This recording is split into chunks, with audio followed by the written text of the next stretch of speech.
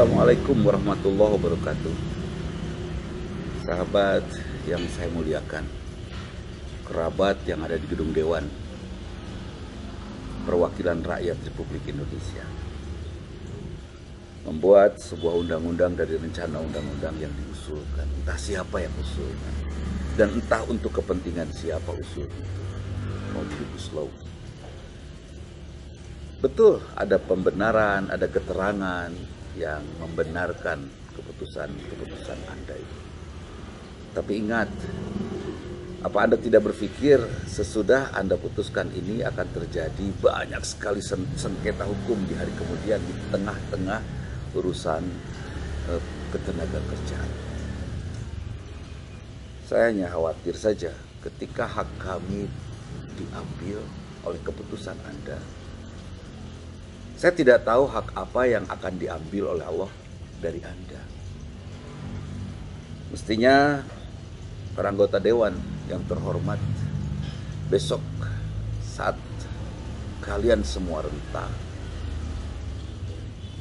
kalian harusnya bergaul dengan cucu tercinta di kebun, di halaman rumah, di dalam rumah. Kegembiraan akan kalian dapatkan. Tapi maaf, karena kalian sudah mengambil hak kami, hak rakyat, hak orang-orang yang mempercayai Anda untuk duduk di tempat itu. Kami tidak yakin kalau kalian semua bisa berbahagia pada saat itu. Allah itu la yukhliful mi'ad. Allah itu tidak akan pernah mengingkari janjinya. Dan bagi para pengkhianat yang zolim, Allah akan sudah berjanji, inna zulma dzulumatun yaumal qiyamah. Orang yang zolim itu akan zolimi pada hari kiamat. Akan digelapkan, orang yang menggelapkan orang akan digelapkan di hari kiamat. Nauzubillah. Saya mengajari anak-anak saya, cucu saya, teman saya, tetangga saya untuk hati-hati jangan merugikan orang lain, supaya Allah tidak merugikan kalian. Dengan tegas, dengan maksud-maksud politis, kalian rugikan kami semua. Ada maksud mungkin cita-cita partai. Sekarang pertanyaannya sederhana. Sepanjang kalian menjadi orang terpilih yang duduk di gedung Dewan, apa memang kalian bercita-cita atau dijejali oleh cita-cita untuk membesarkan partai? Membahagiakan rakyat, memajukan rakyat, atau memajukan negara, atau mungkin untuk membela perut diri kalian sendiri. Kalau kalian membela partai, kalian sudah sebut partai kalian adalah agama kalian. Kenapa? Karena kalian berani mengorbankan rakyat demi partai. Oh, saya takut dipecat, nanti siapa yang memberi makan saya? Nanti juga akan berhenti dari partai. Kalian akan pensiun dan kalian akan susah makan meskipun di rumah kalian berlimpah harta. Seperti seekor semut yang berdiri di tengah-tengah madu yang akhirnya tenggelam. Ya, saya hanya mengajak tidak usah malu untuk mencabut kembali undang-undang itu. Tidak usah malu untuk meminta maaf kemudian mencabut kembali undang-undang itu demi kebaikan. Atau ini dibiarkan dan terus menyulut kemarahan rakyat. Oke, sekarang demonstrasi itu hanya sebentar saja, sehari, 2 hari, seminggu, 2 minggu, sebulan cukup, beres, selesai. Tapi ingat, umur kalian pun akan selesai. Ketika kalian rentah, kalian tidak dapat apa-apa. Kalian pun akan pensiun, bahkan partai pun akan membiarkan kalian seperti sampah nantinya. Anak cucu kalian akan mendapatkan dampak dari apa yang kalian putuskan saat ini. Banyak sekali orang mengambil keputusan tanpa berpikir keselamatan anak cucunya. Padahal, Masya Allah, setiap keputusan itu berdampak kepada keturunan kita. Kalau sekarang rakyat yang menangis berdarah-darah, besok lusa anak cucu kalian yang menangis berdarah-darah. Bukan karena dizolimi oleh orang lain, tapi karena haknya diambil oleh Allah. Egois rasanya kalau kita sudah dibahagiakan oleh orang tua kita sampai hari ini, dan kita tidak membahagiakan anak cucu kita ke depan. Omnibus Law, sebuah sejarah kelam bangsa Indonesia. Siapa yang bikin? Kalian. Tidak bisa, kita tidak bisa melepaskan diri dari kehidupan ini, apalagi dari manusia. Saya tidak membayangkan nanti suatu saat Anda, sebut sajalah, pulang dari Jakarta, berlibur misalnya ke Bandung, kepleset di jalan tol, kemudian tidak ada seorang pun yang menolong, karena tahu Anda anggota dewan yang terhormat. Biar partai kalian yang akan menolong kalian ketika kalian terguling di jalan tol. Mudah-mudahan itu tidak terjadi. Tapi akan seperti itu kejadiannya, meskipun bukan dalam bentuk musibah atau kecelakaan. Hanya apa tidak kalian berpikir bahwa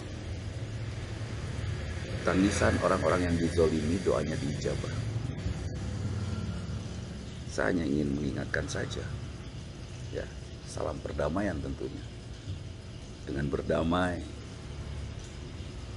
saya berharap saudara-saudara semua, sahabat-sahabat saya di gedung DPR RI, sudi dengan keberanian dan kepahlawanan yang besar untuk mencabut kembali keputusan ini. Oh, ini urusan kami, urusan partai, Anda tidak usah banyak cerita tentang ini. Oke, kalau saya tidak boleh cerita tentang ini, saya hanya akan berdoa saja kepada Allah agar Allah menempatkan semua pada tempatnya. Saya tidak akan ngatur Allah. Saya ingin Allah melakukan keputusan-keputusan, karena Allah tidak bisa diatur. Mungkin di antara Anda ada yang tidak percaya akan keberadaan Tuhan yang Maha Esa, Allah Subhanahu wa Ta'ala. Terserah, tidak apa-apa. Tapi kalian nanti akan membuktikannya ketika summa zurtumul maqabir, hatta zurtumul maqabir. Sampai kalian masuk ke dalam kubur baru kalian tahu. Sampai kalian meminta kepada Allah, ya laitani qaddamtu li hayati. Seandainya saja aku diizinkan untuk hidup sebentar saja kembali di dunia lasodaku, aku akan membenarkan apa yang dinyatakan oleh Al-Islam. Lasodaku, aku akan membenarkan. Sementara ini agama dianggap tidak ada dan tidak perlu, padahal kalian semua sedang beragama dengan agama partai kalian masing-masing. Masya Allah. Dan nabi kalian adalah ketua partai. Nabi kalian adalah penyebar isme dari partai kalian. Sebut saja komunisme. Komunisme itu agama. Lenin dan Marx itu nabinya. Dan isme adalah agamanya. Tuhan kalian adalah materialisme. Harta. Insya Allah. Itu pikiran saya. Saya mohon maaf apabila ini salah. Saya mohon maaf. Hanya jangan sampai kita salah berpihak. Ketika kita memihak ke agama lain, sementara saya kepada sesama saudara sekarang, saudara yang muslim. Kalau Anda muslim, Anda berpihak. Anda membela agama lain, termasuk agama yang saya sebut tadi, partai adalah agama. Itu yang Anda bela, boleh tanyakan kepada ulama manapun. Saya pikir sama, Anda murtad dari Islam. Ketika yang dibela bukan rakyat, bukan negara, bukan amanah dari rakyat, dan bukan agama kalian. Wallahu alam. Saya hanya berdoa mudah-mudahan Allah melindungi negeri ini dari kehancuran akibat tangan-tangan kalian. Dan kalau Allah akan menghancurkan, ya Allah, jangan kau hancurkan negeri ini. Pilih saja orang-orang yang menghancurkan negeri ini yang kau hancurkan. Mungkin akan begitu doa kami. Karena kami takut, saya takut. Kalau para pembuat keputusan berbuat zalim, maka negeri ini akan dihancurkan oleh Allah.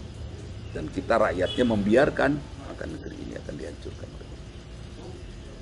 Tapi kalau saat ini semua rakyat membela haknya, turun ke jalan, berteriak di jalan, menuntut haknya, kemudian tidak saja dikabulkan, kemudian mereka berdoa, jangan salah, doa mereka dijawab.